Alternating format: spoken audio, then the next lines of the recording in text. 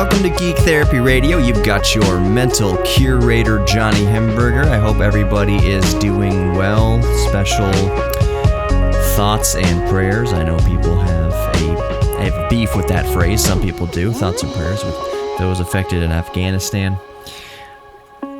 I've gone off on this not off on Afghanistan. This is not what the show is going to be about.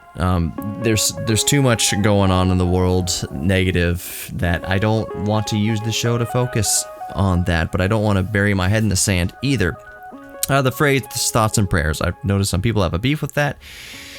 It's kind of silly to me. I mean, it's a nice thing, and it's a nice thought, and it's a nice notion.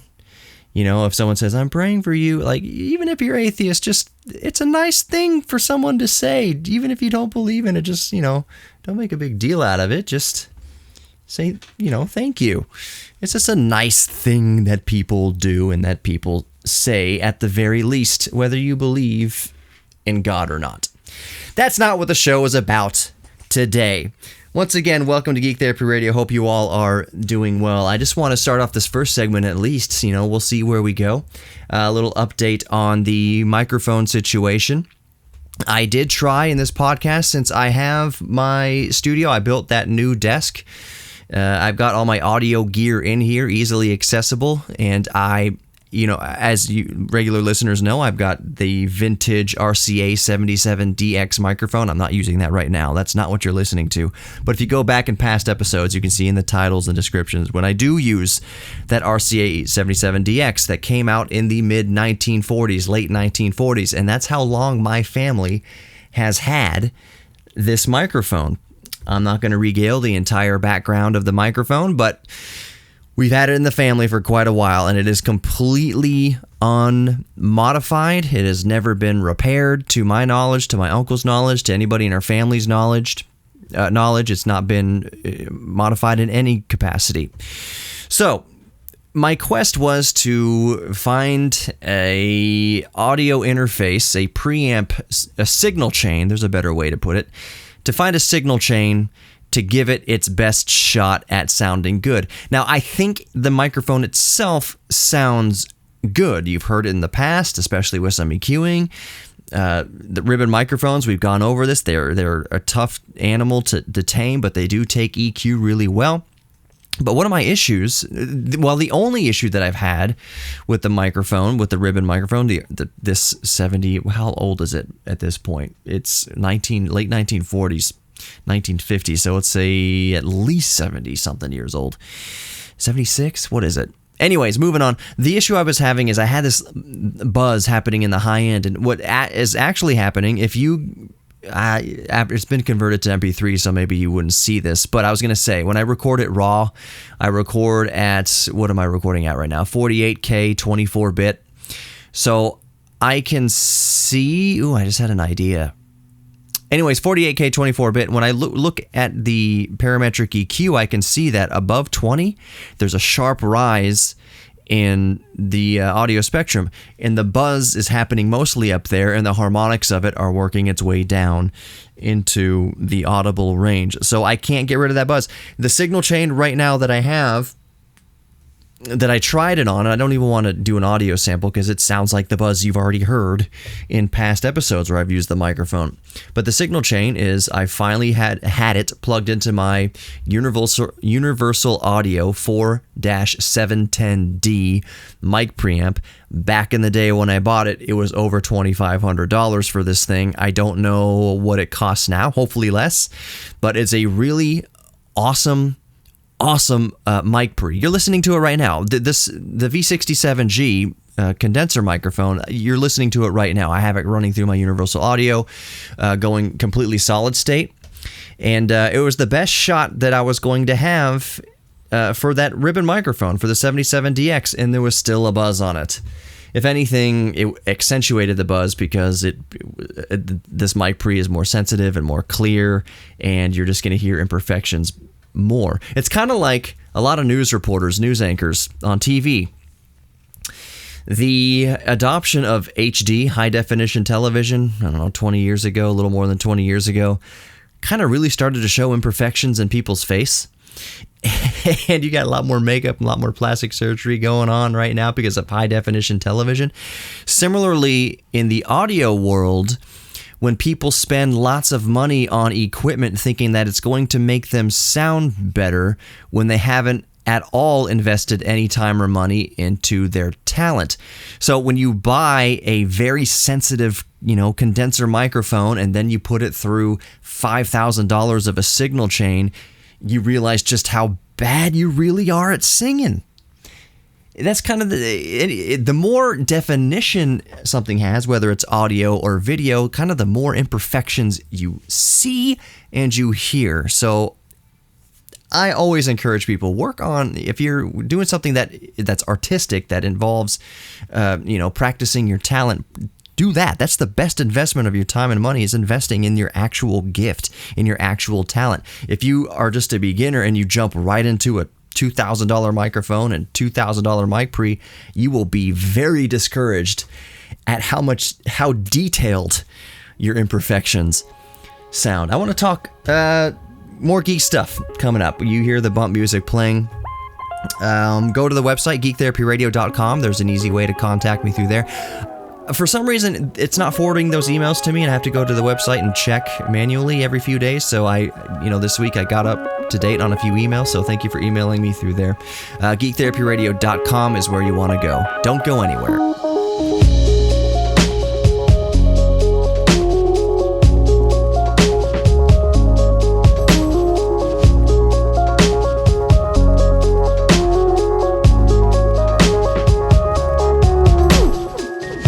Welcome back to Geek Therapy Radio. You've got your mental curator, Johnny Hemberger, reminding you geektherapyradio.com is the way you can get in the best touch with me. You can also just email me, johnny@geektherapyradio.com. I am looking at the merch store, seeing what I can update on there. I do want to offer t-shirts. If I did have t-shirts on there, would y'all be interested? Would any of you, actually buy one?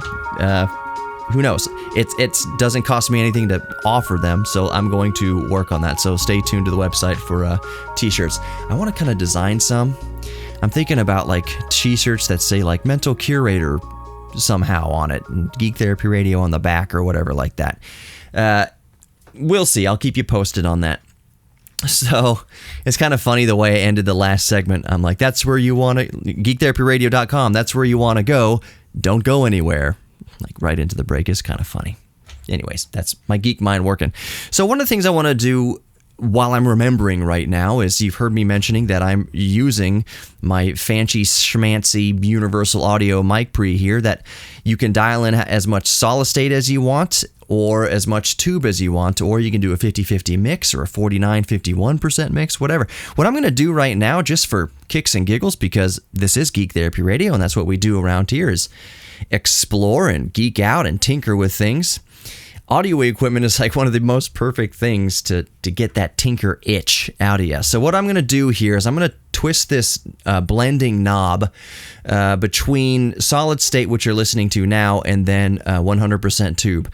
So I'm twisting the knob right, just to see if anybody notices a difference. And you really, if you're listening to AM radio, this show on AM radio, you're not going to tell a darn thing, which is why you should grab the podcast in your favorite podcast app. Wow, what a good segue to a plug. Geek Therapy Radio Podcast, search for it in your favorite podcast app. Just look for the red, white, and blue color scheme, and you're good to go. There's also Geek Therapy Radio YouTube. There's also Geek Therapy Radio on Facebook, Twitter, Instagram, all that good stuff. Just type in Geek Therapy Radio, look for the red, white, and black color scheme, and you're good to go. I've got all my podcasts up there. The podcasts are on Spotify now. I know a lot of people listen to Spotify. Just search for Geek Therapy Radio on Spotify. Look for the red, white, and black color scheme. That's how you know you've got my Geek Therapy Radio. Okay, so now I'm going to turn that blending knob towards tube. So I'm twisting the knob right now. It's probably at 10%, 20%, 30%, 40%, 50% tube, 60% tube, 70% tube, 80% tube, 90% tube, 100% tube right here. I think what I do notice right off the bat when I do twist it over to 100% tube is that there's more natural compression when you're going through a vacuum tube, and these vacuum tubes are operating at the correct voltage. It's somewhere between 200 and 300 volts for these tubes. They are good tubes. I don't know off the top of my head exactly what tubes they are. I know they're not cheap Chinese tubes. I don't think they're Mullards. I have to go through the spec list and see what tubes are being used in this preamp. But either way, right now you're listening to tube. I think you will notice a little bit more distortion in the voice, depending on how loud I talk. Like, the louder I talk, the more distortion you're going to hear. Now, it's not going to appear much louder in your ears. The overall volume's not really going to be any louder, but the perceived volume will be louder. At any rate, the compressor's grabbing me talking really loud right now. I just want to make sure that you might be able to hear any distortion, if there is any distortion at all going through the tube. All right, now I'm going back to my normal talking voice, and I'm going to blend this tone knob, the solid state and tube knob, back down towards solid state. We're at 60%, 50% solid state, 40% solid state, 30% solid state, 20, 10, back to 100% solid state. Now I'm going to talk loud again, and hopefully you don't hear much distortion. Hopefully you don't hear much distortion in the solid state especially. I can already tell by looking at my meters recording that the solid state, it hits it a little harder. That just goes to show that there is some natural compression happening when I have it all the way twisted tube. But let's go back down to my normal speaking voice. So that's that geeking out. We've geeked out with the audio a little bit. We geeked out with the blending knob between solid state and tube here on this Universal Audio 4710D. If you're just listening to this on the AM radio, that's what we do around here on Geek Therapy Radio. Right now I'm geeking out with my audio interface. Other days I'm talking about Microsoft Flight Simulator 2020, which recently received, look at me go here of my tangents, which recently received a pretty substantial update. And the things, is it just me? Anybody else play Microsoft Flight Simulator 2020? Do things just look like extra gorgeous now? I haven't seen any boost in frame rates, any kind of noticeable boost in frame rates, but it looks visually like things have gotten better. I don't want to say much better, because Microsoft Flight Simulator 2020, when it came out of the box, was just from the first download, it looked amazing. But they've been tweaking the visuals apparently, and it looks great. There's more airports, more detailed airports. There's more accessories you can put on your airplanes. I chose the Cessna 172 the other day, and it had skis on it, and another one had pontoons on it. I was like, how do I just go back to regular wheels? Oh, you can just select the Cessna with regular wheels on it. So there's more like accessories for the aircraft, which is really cool. What the heck was I talking about? Oh yeah. The other thing in the agenda I wanted to let my listeners know about is that kind of an update on what I've been doing with the DeLorean. So for the past few months, I wasn't driving it much, because when I went to I brought it to the tire shop to put some new tires on it. I wanted raised white letter tires, at least on the back. The fronts are harder to find because they're 14 inches on the fronts, and 14-inch raised white letter tires for the front are, I talked about this in past episodes. Anyways, when I got the tires put on, all 4 new tires, they put the tires on the back inwards. The white letters were inwards, and I'm like, no, I want the white letters outwards. So anyways, when I got the car back and I noticed that the white letters were on the inside and I want them on the outside, they also told me, hey, your tie rods, at least one of your tie rods it's just horrible. How is your wheel not falling off? Like, surely you feel it when you're driving along. I was like, yeah, I did feel a wobble. I didn't know what it was. So yeah, it makes perfect sense that the tie rod is out, which means alignment is bad. And yeah, so a day or two ago, I picked it back up from the tire shop. They put the new tie rods on there, tie rods on the front of the DeLorean. The tie rods for the DeLorean, by the way, each tie rod is $20. They're not very expensive, but they put the new tie rods on there. The front end feels nice and tight and solid, and it feels really good to steer, and I don't remember it ever feeling that good, but yeah, it's got a nice alignment to it. It got the new tie rods. Nothing is wobbling in the steering. It feels great. No wheels wobble. It's so buttery smooth. Anybody who's ever ridden in a DeLorean or driven a DeLorean, you know it's not that fast. But a comment that I get all the time from people who have either driven it or just ridden with me is, wow, it's really smooth. I'm like, yeah, it's a GT. It's meant for cruising very long distances comfortably. So it is very much smoother now. The back tires are the correct size now. I had 225s on there. They're supposed to be 235s. What is it? 235. On the front, it's 195 14s. On the back, it's supposed to be 235 15s. So on the back now, I have 235 15s. For years, I was rolling around with 225 15s because those are a lot easier to find, or were a lot easier to find.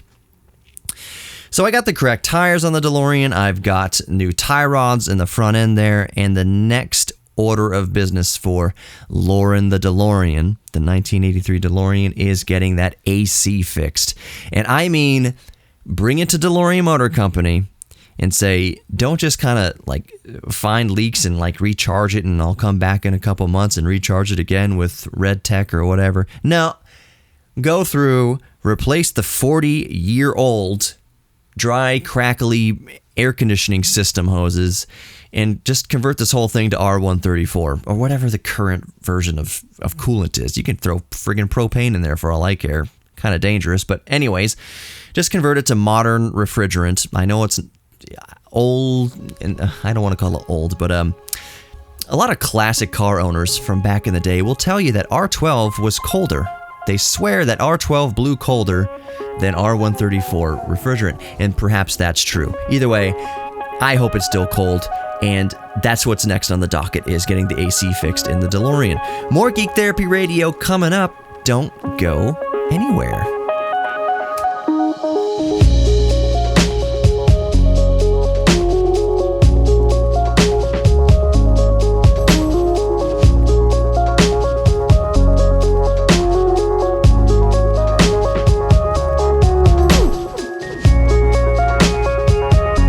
Welcome back to Geek Therapy Radio. You've got your mental curator, Johnny Hemberger here, geektherapyradio.com, to get in touch with me and for more information. And if you're listening on the radio, you can search for Geek Therapy Radio podcast in your favorite podcast player. Just search for Geek Therapy Radio and look for the red, white, and black color scheme, or any combination thereof.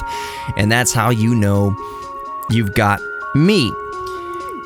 I think now is the portion of the show where I need to know what to call this segment. I may call, so in this segment, what I would do, maybe it might be more than just one segment, but this is where I go through all the tabs I have open on my tablet or my computer, just kind of stuff that I see and read during the week, and I kind of keep a tab on it, thinking, oh, this might be interesting to talk about on Geek Therapy Radio. So maybe we'll call it Geekin Tabs. You know, Geekin Tabs. Either way, let's get started with that. The first tab that I found here comes from a website, scitechdaily.com. And this is actually an article from a few weeks ago. I just never got around to it. It's one reason why I like doing this segment, Geekin Tabs, or creating this segment. So the gist of this segment has to do with earthbound fusion, cold fusion, as far as energy production is concerned. In very brief, like, this article is super dense. So one of the cool takeaways, there's a couple cool takeaways from this article. This is a multinational collaboration to get this fusion going, cold fusion of hydrogen. Is it of hydrogen? Let me double check. I believe it is of naturally occurring hydrogen. I was trying to do the mouse on my tablet, but that doesn't work. Yeah, it is a hydrogen fusion. A couple cool takeaways. This is from a project called ITER, ITER. And their mission is to prove that energy from hydrogen fusion, I'm quoting here, can be created and controlled on Earth. Fusion energy is carbon-free, safe, let's get back to that in a second, and economic. The materials to power society with hydrogen fusion for millions of years are readily abundant because it's hydrogen. If you don't know where to get hydrogen, you can use electrolysis and water. Is it electrolysis? You separate the hydrogen and oxygen atoms of H2O, and you have not infinite hydrogen, but more than we literally know what to do with. So that keyword safe. What happens in a hydrogen fusion reaction, as I understand it, and as this article goes on to mention, that is, if there's a runaway reaction, there can't be a runaway reaction. If the reaction halts, if it gets out of control, the process just stops. There's no like runaway fission that occurs. There's no meltdowns that occur in the traditional use of nuclear energy, nuclear fission-based energy, where you're splitting atoms or you're using isotopes that are flying off of uranium and such. There's no runaway reaction. You don't have any Chernobyls. You don't have any Fukushimas. When a hydrogen fusion reaction goes wrong, it just stops. It's just dead in the water. There's nothing dangerous. The process just stops. That's what it means by safe. So the other cool takeaway from this tab, because I'm not going to devote a whole segment to this, a whole radio show to this, even though I could. The other fascinating takeaway from this fusion is that the solenoid that they've built is now the Earth's most powerful magnet. How powerful? It is powerful enough to lift an aircraft carrier 6 feet into the air. The magnet is so powerful it can lift an aircraft carrier off the ground. An aircraft carrier. Now, the magnetic field is used to contain the reaction, contain the plasma, and you need heat of ungodly proportions to get this reaction going. And the magnet contains all of that, not radiation, so to speak, but that it keeps that function happening within the walls of this magnet. So the way that, and again in brief, the way that this hydrogen fusion generator would work, we have yet to completely test it out thoroughly yet, is that it would generate heat like anything else, that the reaction would cause these runaway free radicals, whatever you want to call them, that would hit the wall of the chamber and heat up the chamber and heat up the walls, and it has water running through the walls, and that water gets superheated, turns into steam, which runs turbines. Very similar to the way nuclear energy fission already works. They're very similar to the way that solar collectors, not solar panels, but solar collectors work. They basically shoot. Solar collectors work in kind of a different way. They superheat salt, I believe. They turn it into molten salt, and that molten salt in turn heats up water, turns it into steam for solar generators. Either way, this process generates heat. That heat is captured and transferred into water, which creates steam, which creates pressure, which runs turbines, and the turbines create electricity. That's how this process works. But please do not rake me over the coals. Do not crucify me for this. I gave a very, very layman explanation of this because I'm a layman myself. I'm just a geek. I find this fascinating, and hopefully you go out and Google search ITER fusion, and you can read all about it. Like I said, this one article from SciTechDaily.com is super duper dense. I mean, it takes an engineer, it takes a physicist just to understand what is completely going on here.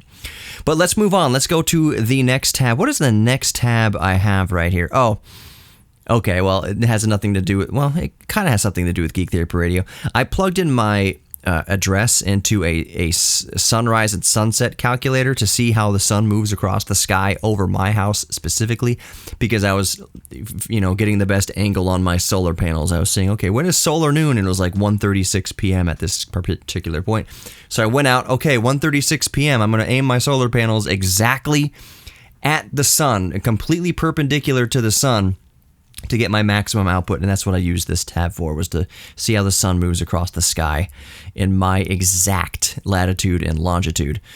What is this next tab over? How can you fix a micro SD card which is unusable to format or delete file? Yeah, I didn't come to a conclusion on that. My micro SD card is just borked, so I can't do anything with that particular SD card. That micro SD card was a 2 gig SD card that was in my flash cart, my Crix EverDrive Game Boy flash cart. I was trying to fix that micro SD card because the game saves weren't working. So it wasn't able to write anything to the card. There was no write protection, no nothing. It's just the card is corrupted. It can still read files off of it. It can still read ROMs off of it, but it can't write anything to it. Matter of fact, you would go highlight the whole thing and hit delete or hit format and say format's complete.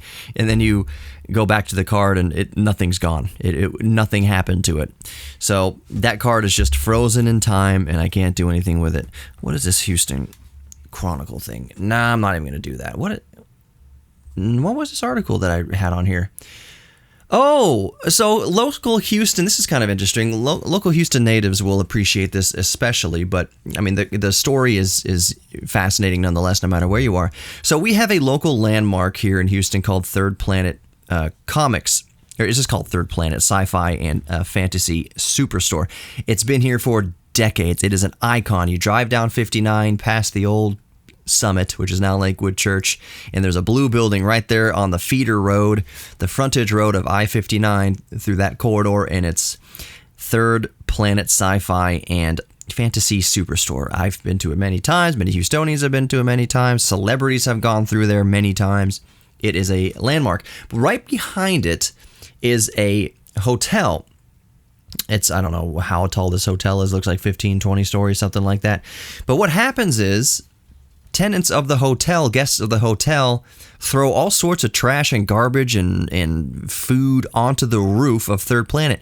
And sometimes it falls through and it creates rain leaks and it eats through the roof and they throw heavy things off there and it just smashes right through the roof. And Third Planet was trying to bring a lawsuit against the hotel to get them to be accountable for their guests. And their guests in the hotel basically said, they're guests. We're not liable for what guests do, blah, blah, blah. I believe that's still an ongoing issue to be resolved. But yeah, Third Planet, for all those of you in Houston driving around, you drive by Third Planet, look at the hotel right behind Third Planet, and just imagine guests of the hotel throwing crap and trash and garbage and God knows what onto the roof of the comic book store. It's not cool. What is this next tab? And I'm running out of time here in this segment. This next tab looks like it has to do with video games. Oh, the best. Okay, I love these kind of things because they're always different.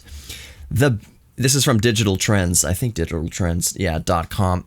The best NES games of all time.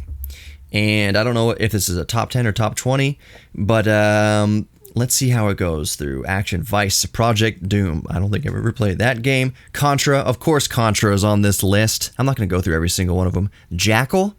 Don't believe I've ever played Jackal. Rygar. I know of the game. I haven't played Rygar. I really need to play Rygar. Maniac Mansion. Totally. LucasArts. Exactly. Maniac Mansion. They also made Day of the Tentacle and a bunch of other cool shows. But you get the gist of that tab. The best NES games of all time, according to this author, at least. Let's look through more tabs when we come back. What are we geeking out about today? You're listening to Geek Therapy Radio. Go to geektherapyradio.com for more information, and we'll be right back. Welcome back to Geek Therapy Radio. You've got your mental curator, Johnny Hemberger. This is the last segment for this week's broadcast and podcast. And just a reminder, coming up here soon in the near future, I am going to have some more free time to hopefully produce more shows during the week. At one point in Geek Therapy Radio's history, I was doing 5 podcasts per week, one of them being the actual broadcast that I would then repodcast, but I was doing 5 unique shows a week. I don't think that's going to happen again. That is a huge time commitment, but my son Riker starts daycare, daycare, coming up here soon towards the end of the month, and that's going to free up some time, at least Mondays through whenever, that I will have a little more free time to obviously doing work for the museum, but also record more podcasts. Hopefully, I hope to go back to an average of 2 podcasts per week. So one, dedicated podcast, and then one radio show that also gets podcast. That's what I've been doing for the past several months, is the one podcast per week. It's the radio show that gets podcasted. The beautiful part of listening to the podcast version of the radio show is you don't get all the commercials. I think you get 1 or 2. I think there's one on the front and the end, and maybe in the middle, something like that they make me put in there. But yeah, drastically reduced commercials. God knows what you hear, and I've gone off on this rant so many times. God knows what commercials and what promos and plugs you hear on the radio in between Geek Therapy Radio. If I haven't said it before, and I have, I don't necessarily endorse anything you hear in the middle, in the ad breaks.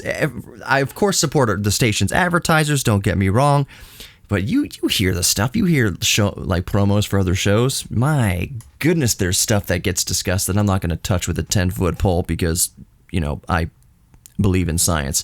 All right, so anyways, shots fired? Not really. We all have opinions. If the people giving those opinions all during the week that you hear the promos in the in the middle of my radio show here on KPRC 950 AM, if they have a beef with my opinion, they're all friends. The people I work with here, even though we have differing opinions, I consider them good people. It's just we have very differing opinions, and their very differing opinions that might play during the commercial breaks as promos, as fill content, I don't necessarily endorse. Wear a freaking mask. Get vaccinated. Trust science. Why do we have to make everything a freaking political issue? And I promise I'm not getting sidetracked on here. The rest of the world looks at the United States, scratching their heads and in disbelief constantly that we turn non-political issues into political issues. Why the greatest country in the world that at one time at least, I'm not saying it's not still, but these colors don't run. Why could we at one time defeat the Nazis and the Japanese when it was relevant during World War II? We could go to the moon, create rockets, we do all sorts of things, and I know we had help along the way. That's one of the great things about the United States, is that it's basically a coalition of people from all over the world that come here, the greatest minds, to do these great things. And we have been so great for decades and decades through the golden years after World War II. It's been great. We have a couple of national embarrassments. One is slavery, and I would argue two is getting involved in the ant pile that is the Middle East. As far as aggressive conflict is concerned.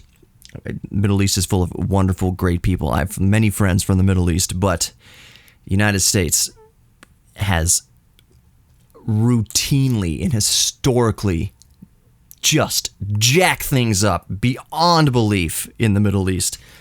God bless our troops. God bless the soldiers coming back to have to deal with all of that crap. God bless the soldiers who came back, who worked so hard over the past 20 years and maybe their entire career to bring some stability to the region, trying valiantly to do so, and then have it all just fall apart when they get back, almost for nothing. My heart goes out to our soldiers. My goodness. I'm so sorry. But yeah, those are the two national embarrassments, I think. Just my opinion. Slavery, we're still dealing with that, or the repercussions of that, and how we have not done the best in the Middle East. And I don't want to say that we've done it alone. Again, it's a coalition. We have many allies that are in the Middle East messing it up along shoulder to shoulder with the United States foreign policy. I'm going to get off that sidetrack. I'm just saying this is not the show where we get into politics and all that kind of stuff. So if you listen to things during the ad breaks, full promos for other shows, I don't necessarily endorse it. I spent too much time on that. I always spend too much time on that. So the next tab, we are in the... Oh, I can't see it. Reload. The next tab we have here in the segment, I'm tentatively calling, working title, Geekin Tabs.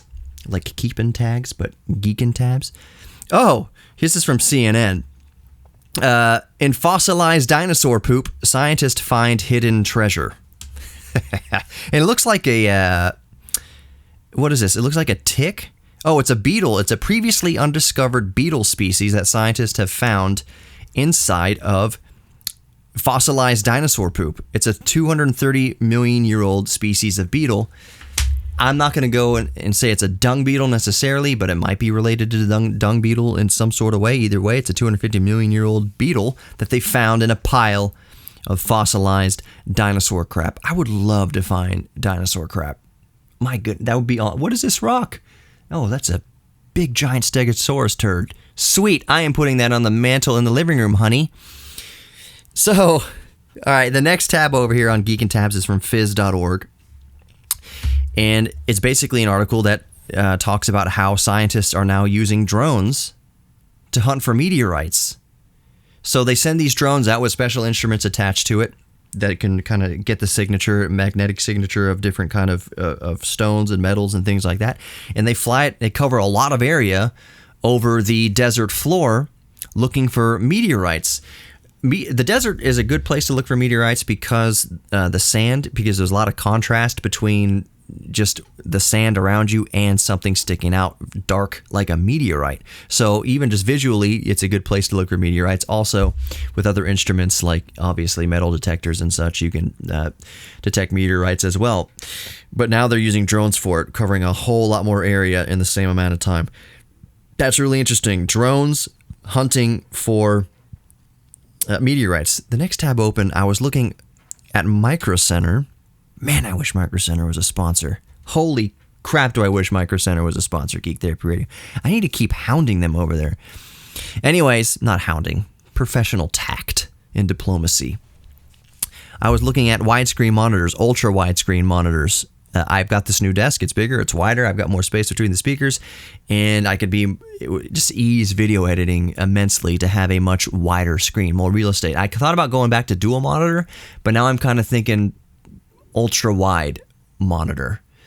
That ultra narrow aspect ratio, basically it's dual monitor, but it's just one monitor, so the same amount of real estate. So I was looking at Micro Center for that. Musician's Friend, this tab is going to be the desk. No, it was the cart that I bought the desk in. 7 affordable teardrop trailers. Maybe this might be what I kind of end this show on. We'll see. I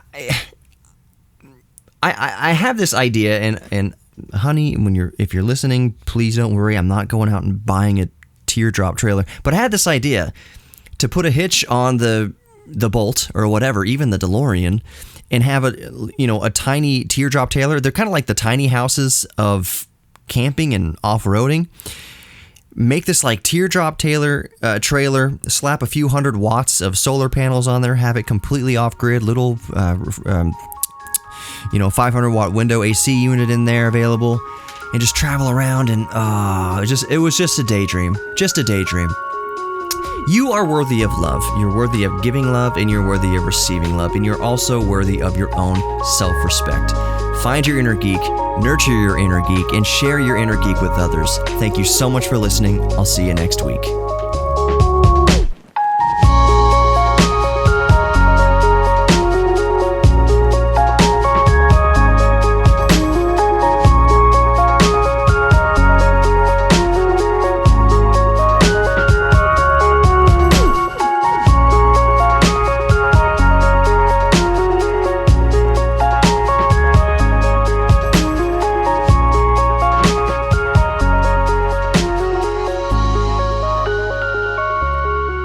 If you'd like to sponsor Geek Therapy Radio, just go to geektherapyradio.com and let's talk.